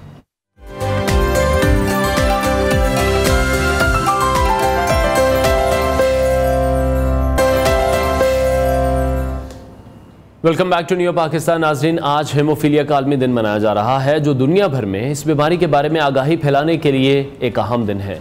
हेमोफीलिया एक जनियाती बीमारी है जिसमें खून जमने के अमल में मसला आता है और इसके नतीजे में मामूली ज़ख्म या चोट भी संगीन खून बहने का बाइस बन सकती है। इस बीमारी के मरीजों को ज़िंदगी भर खून जमने की अद्वियात और इलाज की ज़रूरत पड़ती है। पाकिस्तान में अगर हम देखें तो हेमोफीलिया के मरीजों की तादाद में अब मुसलसल इजाफा हो रहा है और इस बीमारी से मुतासिर अफराद को इलाज की सहूलत फराहम करने के लिए कई तंजीमें काम कर रही हैं जिनमें सुंदस फाउंडेशन एक अहम किरदार अदा कर रही है। सुंदस फाउंडेशन न सिर्फ हेमोफीलिया के मरीजों के इलाज में अहम किरदार अदा कर रही है बल्कि इस बीमारी से आगाही फैलाने के लिए मुख्तलिफ प्रोग्राम्स भी मुनक्किद किए जा रहे हैं। आज के आलमी दिन की मुनासबत से हम बात करेंगे कि कैसे ये फाउंडेशन हेमोफीलिया के मरीजों को बेहतर इलाज फराहम कर रही है, इस बीमारी की तशखीस या इलाज में कितनी तरक्की हो चुकी है, हेमोफीलिया की कितनी इकसाम हैं, तशखीस के तरीके कौन से हैं और इस बीमारी के मरीजों की तादाद के बारे में हम आपको तफसील से आगाह करेंगे और साथ ही सुंदस फाउंडेशन के सदर से उनके किरदार और उनकी टीम की जानिब से की जाने वाली कोशिशों पर भी बात करेंगे। हमें ज्वाइन कर रहे हैं सुंदस फाउंडेशन के सदर हैं डॉक्टर साहब। जैसे मैं ये जानना चाहूँगा इस हवाले से कि हेमोफीलिया, सबसे पहले तो हम लोगों को ये गाइड करना चाह रहे हैं कि हेमोफीलिया है क्या, किस तरह से ये काम कर रहा है। देखिए, हीमोफीलिया एक जिस तरह हमने पहले डिस्कस किया कि एक जीनियाती मर्ज़ यानी जेनेटिक डिसऑर्डर है जो कि बेसिकली पेरेंट्स से बच्चों में मुंतकिल होता है। कि फ़ीमेल जो हैं वो हीमोफीलिया के जीन्स की कैरियर होती हैं या आप कह सकते हैं कि वो कैरियर कहलाती हैं इस बीमारी की। अब ये होता है जब बच्चा इस दुनिया में आता है, ख़ास तौर पे मेनली ये डिज़ीज़ इफ़ेक्ट करती है मेल्स को। और जब हमारे यहाँ क्योंकि इस्लाम में तर्ज है कि मेल्स जो हैं वो जब आते हैं दुनिया में तो उसका उनके सर्कमसिजन का एक मामला है, खतने करवाए जाते हैं। खतने के टाइम के ऊपर अगर उसका खतने से पहले कोई टेस्ट जो ज़रूरी होते हैं वो ना किए जाएँ और डायरेक्टली करवा दिए जाए तो उसकी नॉर्मल ब्लीडिंग जो है वो स्टार्ट हो जाती है। अब अगर ब्लीडिंग स्टॉप नहीं हो रही तो शक जाता है कि कहीं कोई ऐसा आर्जा तो नहीं है जिससे इसको खून जो है वो मुतवातर बहता जा रहा है और वहाँ पे एक टेस्ट करवा के हम डायग्नोस कर लेते हैं कि ये हीमोफीलिया है। बेसिकली अगर आप बैकग्राउंड में जाएँ तो हीमोफीलिया स्टार्ट हुआ था क्वीन विक्टोरिया की 19th सेंचुरी से, उनकी इसको जिसको शाही बीमारी भी कहते हैं इसी वजह से वहाँ से स्टार्ट हुआ था और आगे ट्रेवल करता करता करता मुख्तलिफ नस्लों में जो है वो चल रहा है। ठीक है, और फिर किस तरह से इसकी तशखीस होती है, कौन से ऐसे टेस्ट हैं जो आम आवाम जाके करा सकते हैं क्योंकि अवेयरनेस उस तरह से नहीं है हम लोगों में। देखिए, सबसे पहले तो ये है कि हमारे यहाँ क्योंकि इसकी प्री नेटल डायग्नोसिस नहीं है कि अब इस तरह कर सकें कि हम पहले बता सकें कि कौन सी फीमेल जो है वो इसकी कैरियर है। लेकिन हाँ, ये ज़रूर है जिन ख़ानदानों में ये डिजीज़ सफ़र कर रही होती है या उनकी नस्लों में ये चीज़ चलती आ रही है उसमें ये इस चीज़ के चांसेस होने के चांसेस ज़्यादा हैं। और ये है कि जब एक पेशेंट इस दुनिया में आता है और आप ये समझें कि उसको अगर आप होल्ड कर रहे हैं अपने बेबी को या किसी तरफ हाथ लगा रहे हैं, सख्त हाथ लगा रहे हैं और उसको वहाँ पे नीला निशान बन रहा है या उसके नाक से, गम से या जिस्म के किसी भी हिस्से से आपको ऐसा महसूस हो रहा है कि मुतवातर खून बह रहा है और वो रुक नहीं पा रहा है, ठीक है, तो उसके लिए फिर कुछ चंद एक टेस्ट करवा के आप ये डायग्नोसिस इसका बना सकते हैं। ठीक है, और कितनी टाइप्स हैं हेमोफीलिया की अभी तक? देखिए, हीमोफीलिया बेसिकली ए और बी है जिसमें ए में फैक्टर 8 और बी में फैक्टर 9 होता है। असल में जो हीमोफीलिया है ये फैक्टर 8 और 9 का जिक्र हुआ तो इसलिए आपको बताता चलूँ कि हमारे बॉडी के अंदर तकरीबन 13 फैक्टर्स मिलके ब्लड को क्लॉट करते हैं, यानी किसी भी रास्ते से अगर खून बहता हो तो वो ब्लड की क्लॉटिंग उन 13 फैक्टर्स के जरिए ही हो पाती है। अब उसमें से अगर 8 मिस हो जाता है तो हीमोफीलिया ए बन जाता है, 9 मिस हो जाता है तो हीमोफीलिया बी बन जाता है। ठीक है, और बेसिकली जब ये वाली डिजीज़ के साथ डायग्नोज हो जाता है पेशेंट तो उसकी अगर जिस्म के किसी बॉडी से खून बहना शुरू हो या कुछ ऐसा हो तो उसको जब तक सेहतमंद बंदे के आप फैक्टर्स नहीं लगा देंगे जिसको प्लाज्मा की फॉर्म में या ब्लड की सेकेंड फॉर्म है या वो ड्राई फैक्टर जो उसको ज़रूरी होते हैं अगर आप नहीं लगाते तो इन पेशेंट्स का खून उसी रास्ते से ही सारा बह जाएगा। अब ज़रूरी ये नहीं है कि आप 8 या 9 को साथ लेकर चल रहे हैं, इसके अलावा जितने भी बाकी और फैक्टर्स हैं उसमें से भी कोई फैक्टर मिस होता है तो क्लॉटिंग ठीक तरीके से नहीं हो पाएगी। तो अल्हम्दुलिल्लाह सुंदस फाउंडेशन में हम ये 13 के 13 फैक्टर्स को प्लाज्मा के थ्रू, क्रायोप्रेसिपिटेट के थ्रू या वो ड्राई फैक्टर्स के थ्रू ट्रीटमेंट प्रोवाइड कर रहे हैं। ठीक है, और इसके ट्रीटमेंट्स की कितनी टाइप्स हैं? मेडिसिन है या डायरेक्ट ब्लड है या क्या उसका एक तरीकेकार है? जैसे मैंने पहले आपको बताया कि अगर तो ऐसा पेशेंट है जिसको फैक्टर 8 का डेफिशिएंसी है, उसको हम लोग ब्लड की सेकंड फॉर्म जिसको FFP भी बोलते हैं या क्रायोप्रेसिपिटेट्स भी बोलते हैं, एक ही बैग में से निकाल के हमारे पास अल्हम्दुलिल्लाह सुंदस फाउंडेशन में state of the art equipment है, वो उसको ट्रांसफ्यूज कर देते हैं। अब वो उसकी बॉडी में जाता है, तो जिस रास्ते से खून आ रहा है, बहना शुरू हो रहा है, वो ठीक हो जाता है। और इसके अलावा अगर सिवियरिटी इतनी ज़्यादा है, उसको कोई हेड इंजरी हो गई है और ब्लीडिंग बहुत ज़्यादा हो रही है, तो फिर हमें वो ड्राई फैक्टर्स लगाने पड़ते हैं जो कि इंतहाई कॉस्टली हैं और उसको लगा के उसकी लाइफ सेव करनी पड़ती है। थोड़ा सा मैं यहाँ पे ऐड करूँगा कि इस साल जो वर्ल्ड फेडरेशन ऑफ हीमोफीलिया है, हर साल वो एक थीम देते हैं, तो इस साल उन्होंने जो थीम दिया है उसमें वुमेन एंड गर्ल ब्लीड 2 का भी थीम दिया है। उसका मतलब यह है कि औरतें और बच्चे भी, औरतें और लड़कियां भी ब्लीड कर सकती हैं। बेसिकली वो उन्होंने इस चीज़ पे भी तवज्जो दिलाई है कि ख़ास तौर पे जैसे सुंदस फाउंडेशन जैसे इदारे इस डिज़ीज़ पे काम कर रहे हैं, वो बच्चियों की तरफ भी जाएँ, क्योंकि बच्चियों के अंदर इसकी एक सब टाइप है, हीमोफीलिया तो नहीं होती जिसको हम लोग वॉन विली ब्रांड डिजीज़ बोलते हैं, उसके अंदर भी ब्लीडिंग स्टार्ट हो सकती है। ख़ास तौर पर बच्चियाँ जब अपनी जवान उम्री को पहुँचती हैं उस वक्त वो सिस्टम स्टार्ट हो जाता है, और उसको स्टॉप करने के लिए भी इसी तरीके से आपको फैक्टर्स या ब्लड के वाइट सेल्स या प्लाज्मा या जिसको क्रायोप्रेसिपिटेट्स कहते हैं वो लगाने पड़ जाते हैं। तो इस साल उन्होंने उन तमाम इदारों को भी खराज तहसीन पेश किया, और इसके अलावा बच्चियों को जो इस बीमारी के साथ फाइट कर रही है, जिस वक्त किसी दौर में ऐसे होता था कि फीमेल्स इस डिजीज़ के साथ डायग्नोज होती थी और वो सारी ज़िंदगी बगैर शादी के गुजार देती थी। अब अल्हम्दुलिल्लाह टेक्नोलॉजी एडवांस की है। सुंदस फाउंडेशन के बहुत सारे पेशेंट्स ऐसे हैं, औरतें इस तरह की हैं जिनको हम लोगों ने, जिनकी शादियाँ हुई हैं, और ना सिर्फ शादी हुई हैं बल्कि उनके डिलीवरी वाले मामलात भी बाय मींस ऑफ मेडिसिन और ब्लड की प्रोडक्ट्स के देके सक्सेसफुली उनके माशाल्लाह बच्चे भी हैं। ठीक है, अच्छा जैसे मैंने इंट्रो में भी कहा कि अब एक जो नंबर्स हैं वो बढ़ते जा रहे हैं, तो कहाँ तक अब ये नंबर्स पाकिस्तान में पहुँच चुके हैं? कुछ सर्वे इस हवाले से हुआ हो? देखिए, नेशनल लेवल की डायरेक्टरी तो आपको पता है किसी भी डिजीज़ से रिलेटेड कायम नहीं है, लेकिन हाँ ये ज़रूर कहा जा सकता है कि 35,000 के करीब केसेस ऐसे हैं रिपोर्टेडली जो कि रिपोर्ट हुए हैं, जिसमें मुख्तलिफ रजिस्टर्ड हैं। अल्हम्दुलिल्लाह 3 से 4 हज़ार के करीब पेशेंट सुंदस फाउंडेशन के पास है, हमारे 11 सेंटर्स में जिन्हें हम ट्रीटमेंट दे रहे हैं। इसी तरीके से कुछ और सेंटर्स भी हैं या ऐसे पेशेंट्स भी हैं जो हमारे पास आ रहे हैं। लेकिन प्रॉब्लम यह है कि इस डिजीज़ की 3 टाइप्स ऐसी हैं, यानी माइल्ड, मॉडरेट और सीवियर, यानी कि जो कम सीवियरिटी की टाइप है वो शायद कभी रिपोर्ट ही नहीं होता, क्योंकि उसको चोट वगैरह लगती है, वो नील वगैरह को इतना फोकस नहीं करता। जो ज़्यादा सीवियरिटी वाली है वो डिजीज़ जो है वो प्रॉब्लम क्रिएट करती है, और उन पेशेंट्स को जो है वो किसी सेंटर का रुख करना पड़ता है। मैं आपको यहाँ बताऊँ, बहुत सारे इस तरह के मरीज़ हैं जिनके जॉइंट्स के अंदर ब्लीड हो गया हुआ है और उनकी मसल वेस्टिंग हो जाती है, टांगें ज़ाया हो जाती हैं, लेकिन वो किसी प्रॉपर सेंटर की तरफ रुख नहीं करते। अल्हम्दुलिल्लाह हम उन पेशेंट्स को ना के ट्रीट करते हैं, बल्कि इसके साथ उनको फिजियोथेरापी की ज़रूरत है, तो वो भी अंडर वन रूफ हम दे रहे हैं। डेंटल इश्यूज़ इनके बड़े ज़्यादा हो जाते हैं क्योंकि नॉर्मल ब्लीडिंग होती है, वो कोई कंट्रोल नहीं कर पाता, तो डेंटल के सेटअप भी सुंदस फाउंडेशन में अल्हम्दुलिल्लाह मौजूद है, और इन सारी चीज़ों के साथ ये चीज़ें भी बिला मुआवजा हम लोग प्रोवाइड। ठीक है, अच्छा जैसे टेस्ट हम देखते हैं या हम उसके मेडिकल एक्सपेंसेस देखते हैं, सुंदस फाउंडेशन में तो सब कुछ फ्री ऑफ कॉस्ट किया जा रहा है, बट अगेन अगर वैसे कोई ट्रीटमेंट करवाता है तो फिर कितना एक्सपेंसिव ये उनके लिए रहता है? देखिए, ये डिपेंड करता है कि आप किस तरह का सेशन लेके चल रहे हैं। अगर तो ऐसा पेशेंट है जिसको कोई हेड इंजरी है और हेड इंजरी के दरमियान में उसकी सर्जरी करनी भी ज़रूरी है, डॉक्टर्स उसको उस वक्त तक हाथ नहीं लगाएंगे जब तक कि उसके फैक्टर्स पूरे ना हो जाएं। अब उसकी इंजेक्शन और ये सारी चीज़ें बॉडी वेट पर डिपेंड करता है। अब अगर एक लेट्स से 50 kg का पेशेंट है, उसके अगर आप फैक्टर्स की डोज निकालें तो तकरीबन उसके एक सर्जरी में जो 1 वीक तक उसको इंजेक्शन लगने हैं वो कई लाख के बन जाते हैं। ऐसा भी होता है कि एक बाज़ औक़ात 2 से 2.5 लाख रुपए के फैक्टर्स आपको खरीदने पड़ते हैं। अनफॉर्चुनेटली फैक्टर्स जो है मार्केट में इजीली अवेलेबल नहीं है। अब जिन सोर्सेज से आते हैं वो अपने रेट्स के मुताबिक लेकर चलते हैं, तो उन पेशेंट्स को एमरजेंसी में तो ज़रूरत होती है, अगर वो मैनेज नहीं कर पाएंगे तो ज़ाहिर है उस रास्ते से सारा खून बह जाएगा। तो ये इसको अपने आप में सिवियरिटी ऑफ डिजीज़ के मुताबिक हम लेबल कर सकते हैं कि उसको कितना एक्सपेंसेस जो हैं वो होते हैं। ठीक है, बहुत शुक्रिया डॉक्टर अदनान, हमारे साथ इन कॉन्वर्सेशन थे। हेमोफीलिया का जो आलमी दिन है वो आज मनाया जा रहा है, और हम देख रहे हैं कि पाकिस्तान में भी जिस तरह से अब नंबर्स हैं वो बढ़ते जा रहे हैं। डॉक्टर साहब कह रहे हैं कि 35,000 तकरीबन रजिस्टर्ड ऐसे पेशेंट्स हैं जो कि अब तक मंजर आम पर आ चुके हैं, और बहुत से ऐसे लोग हैं जो कि अभी तक इस हवाले से अवेयरनेस ही वहाँ तक नहीं पहुँची है। और यकीनी तौर पर हमें सबको मिलकर एक कोशिश करनी चाहिए कि ऐसी तमाम डिसीज़ के हवाले से जो अवेयरनेस है वो लोगों तक पहुँचे, लोगों को इस हवाले से इल्म हो, ताकि टाइमली उन तमाम लोगों का ट्रीटमेंट भी किया जा सके। ब्रेक लेते हैं, ब्रेक के बाद आपको दोबारा ज्वाइन करेंगे।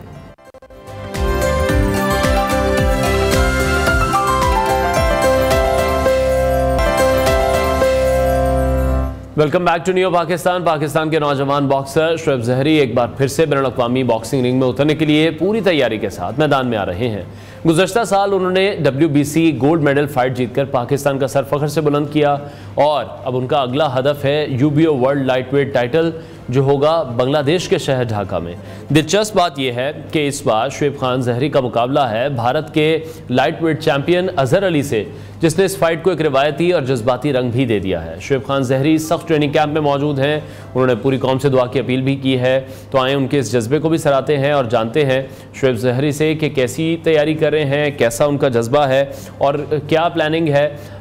कौमी बॉक्सर शोएब खान ज़हरी हमारे स्टूडियोज़ में मौजूद हैं। शोएब, बहुत शुक्रिया हमें शो में ज्वाइन करने के लिए। थैंक यू सो मच, बहुत शुक्रिया। सबसे पहले तो आपको बहुत मुबारकबाद हो WBC गोल्ड मेडल फाइट जीतने पर। बड़े ज़बरदस्त तरीके से आप जो अपना हम देख रहे हैं कि डिफेंड करते आ रहे हैं और आपकी जो एक स्ट्रीक है वो अनडिफीटेड हैं आप। बिल्कुल, अल्हम्दुलिल्लाह, खैर मुबारक, थैंक यू सो मच। बस ये आप जैसा मुझे पता ना, जैसे अजीब शख्सियत की दुआएं होती हैं, जितना मेहनत में करता हूँ इतना मेहनत मेरा अपोनेंट भी करते हैं। तो आप रिंग में मतलब लास्ट टाइम आप लोग की दुआएं मतलब मेरे काम आती हैं। ठीक है, तो कैसा एक्सपीरियंस रहा, कब से आपने ये स्टार्ट किया? मैं चाहूँगा कि जो लोग हमें देख रहे हैं वो उनको भी पता चले कि कितनी लंबी ये स्ट्रगल है या कितनी लंबी ये जर्नी है। तकरीबन बॉक्सिंग तो मैंने 2009-2010 से ज्वाइन किया। बेसिकली मतलब मैं कोयटा से हूँ, ताल्लुक मेरे कोयटा से। तो वहाँ पे वालिद साहब ने मतलब पहले जब मैंने बॉक्सिंग स्टार्ट किया तो वालिद साहब ने कहा, वालिदैन के दिले उन्होंने कहा कि ये बहुत रिस्क गेम है, बहुत डेंजरस गेम है शोएब, आप मतलब पढ़ाई से एकदम मतलब या इस तरफ आके। मैंने कहा मैंने पढ़ाई नहीं छोड़ा बाबा, बॉक्सिंग भी मैं इसलिए खेल रहा हूँ क्योंकि मतलब पाकिस्तान में मुझे बहुत अच्छे बॉक्सर बहुत कम हैं। तो यहाँ पे इस टैलेंट को मतलब अगर सपोर्ट नहीं करे, आप मुझे सपोर्ट करोगे तो इंशाल्लाह मैं अपना लोहा मनवाऊंगा इंशाल्लाह इंटरनेशनल लेवल पर और पाकिस्तान का परचम पूरी दुनिया में ले रहूँगा। तो वालिद साहब ने कहा ठीक है बेटे आप शुरू करो। जब भी मतलब ट्रेनिंग से आता था थका हुआ होता था तो वालिद साहब मतलब वो मेरा थकावट और मेरा लहजे को देकर यही कहता था कि लिखोगे पढ़ोगे बनोगे नवाब, खेलोगे कूदोगे बनोगे खराब। तो मैंने कहा बाबा इंशाल्लाह ये जो मेरा खेला कूदना है ये इंशाल्लाह एक दिन आपके सामने आएगा और बहुत अच्छा फखर गया। तो लास्ट टाइम अल्हम्दुलिल्लाह जब मैं एशियन चैंपियन बना तो कौमी असम्बली स्पीकर राजा परवेज अशरफ साहब, गवर्नर KPK फैसल करीम कुंडी साहब, गवर्नर पंजाब सरदार सलीम हैदर साहब सारे मेरे लिए एयरपोर्ट आए थे। तो वालिद साहब भी आए थे तो मैंने उसके साथ गले मिलाए और यही कहा कि बाबा खेलोगे कूदोगे बनोगे नवाब, लिखोगे पढ़ोगे बनोगे खराब। तो बाबा हंस रहा था और उन्होंने यही कहा कि बेटे आपने मेहनत किया।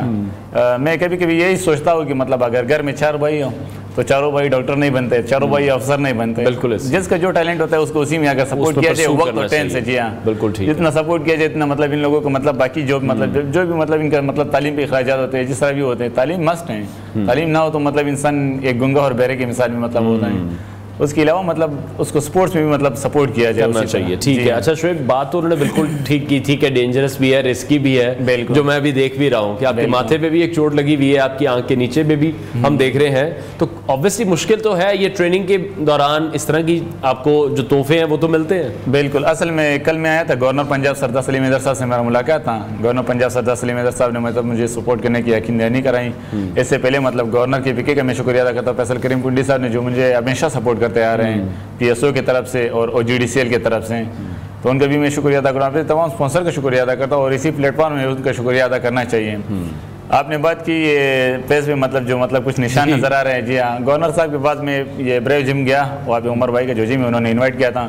तो स्लो मतलब हम लोग आपस में मतलब टचिंग कर रहे थे। ये हमारा मतलब लाइक एक मेकअप है बॉक्सिंग का, एक शेड है मतलब।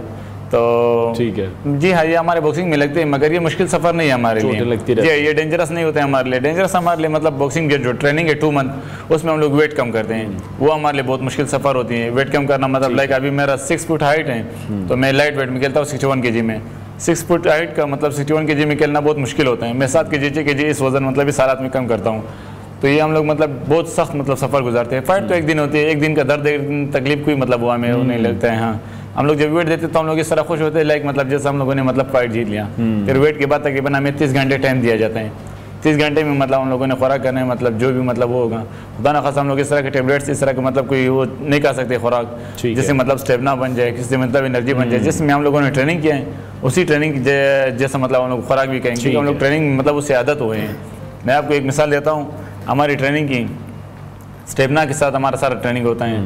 मैं अगर कोयटा में 1 घंटा ट्रेनिंग करूँ तो इस्लामाबाद में 2 घंटे ट्रेनिंग कर सकता हूँ, 3 घंटे ट्रेनिंग कर सकता हूँ क्योंकि वहाँ पे खुश्की है और यहाँ पे नमी है। अगर यहाँ पे मैं 3 घंटे ट्रेनिंग करूँगा सही फिट हो जाऊँगा, मैं कोयटा जाऊँगा तकरीबन मैं 1 घंटे में तक जाऊँगा। वहाँ पे खुश्की होती है, तो ये मौसम जी हाँ मौसम पे भी डिपेंड करता है, डाइट में भी मतलब खुराक पे भी डिपेंड करता है बॉक्सिंग। और बॉक्सर को मतलब लाइक रिंग से पहले जब वो फाइट खेल रहे अक्सर बॉक्सर कहते हैं कि हमारा स्टेमिना जल्दी लूज हो जाती है। फाइट से पहले हम लोग मतलब जो हम लोगों ने जितना ट्रेनिंग किया होता है 3 घंटे हम लोग ट्रेनिंग करते हैं और फाइट में हम लोग तकरीबन 4 राउंड फाइट नहीं कह सकते, 6 राउंड 8 राउंड। पहले मैं मैच्योर बॉक्सिंग खेलता था जिसमें अल्हम्दुलिल्लाह मेरा 120 प्लस फाइट जीत चुका हूँ मैं, ठीक है, मेरा रिकॉर्ड है वो। तो फिर उसके बाद अल्हम्दुलिल्लाह प्रोफेशनल बॉक्सिंग में 7-0 रिकॉर्ड है मेरा अभी, अनडिफिटेड। जी हाँ, ठीक है।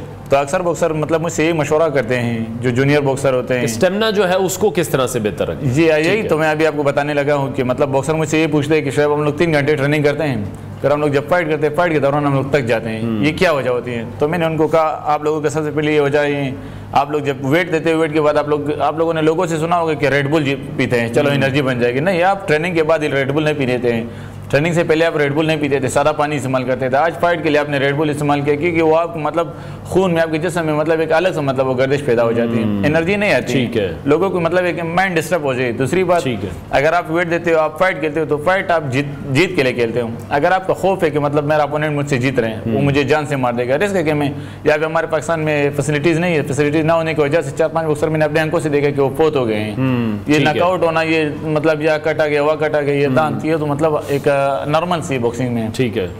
तो कहने का मतलब ये मतलब बॉक्सर जब भी फाइट खेलेगा तो फाइट से पहले मतलब वो जब जीतने के लिए सोच रहे तो प्रॉपर मतलब जीत के सोचे, मतलब हाँ अपने अपोनेंट को अपने ऊपर हेवी ना ले ले। दूसरी बात यार बॉक्सर की एक फितरत होती है, फाइट से पहले आधा घंटा मतलब वो प्रेशराइज हो जाता है कि मेरा फाइट नजदीक आ गया, मेरा फाइट अनाउंस हो गया। अच्छा, जिस तरह से आपने कहा कि गवर्नर केपी है या गवर्नर पंजाब है, तो जो बलूचिस्तान गवर्नमेंट है वो सपोर्ट कर रही है या वो नहीं कर रही? नहीं, बलूचिस्तान गवर्नमेंट ने मुझे आज तक कोई सपोर्ट नहीं किया और मैंने हमेशा बलूचिस्तान का मतलब पूरे दुनिया में मतलब नाम रोशन किया। ताल्लुक ही वहीं से है? बिल्कुल, ताल्लुक भी मेरा वही से, और अल्हम्दुलिल्लाह मतलब बलूचिस्तान में मुझे जैसे मतलब बहुत कम प्लेयर्स हैं जिनको मतलब सपोर्ट करना चाहिए। हम लोग बलूचिस्तान में मतलब कोई तरह का वहाँ पे मतलब फैक्ट्रियाज नहीं है, कोई तरह के मतलब वहाँ पे हमारे लिए तालीम के लिए मतलब कॉलेज यूनिवर्सिटीज़ नहीं है, सिर्फ यही एक स्पोर्ट्स हैं। स्पोर्ट्स में भी मतलब अगर हमें सपोर्ट ना किया जाए तो मतलब ये एक अलग बात है। इस दफ़ा मतलब जब मैं गया था तो मिनिस्टर स्पोर्ट्स से मैं मिला था, फराज इमशा के दाऊद से जो हमारे MP है बलूचिस्तान की, ठीक है, उनका मैं शुक्रिया अदा करता हूँ, उन्होंने मुझे मिनिस्टर साहब से और DG साहब से मिलवाया। तो इंशाल्लाह इन्होंने यकीन दयानी कराई इस फाइट के लिए कि इंशाल्लाह आपको सपोर्ट करेंगे। तो अभी तक कोई इस तरह की वो नहीं आई उसकी तरफ से, इंशाल्लाह उम्मीद है कि आएंगे इंशाल्लाह। और हमारे जो मतलब चले हम भी उम्मीद करते हैं कि आपको फुल फ्लेज सपोर्ट जरूर मिले। शोएब खान ज़हरी हमारे साथ इन कॉन्वर्सेशन थे, बहुत शुक्रिया आपके वक्त के लिए, और उम्मीद हम यही करते हैं कि जो फाइट होने जा रही है इंडियन चैंपियन अजहर अली से शोएब की, वो ये जीत कर वापस आए। दोबारा हम इनको अपने शो में मदऊ करेंगे। बेस्ट विशेज़ है आपकी इस अगली फाइट के लिए। प्रोग्राम का वक्त नाज़रीन खत्म हुआ, इंशाल्लाह कल फिर आपसे मुलाकात करेंगे। अपना बहुत सारा ख्याल रखिए, इजाज़त दीजिए, अल्लाह हाफ़िज़।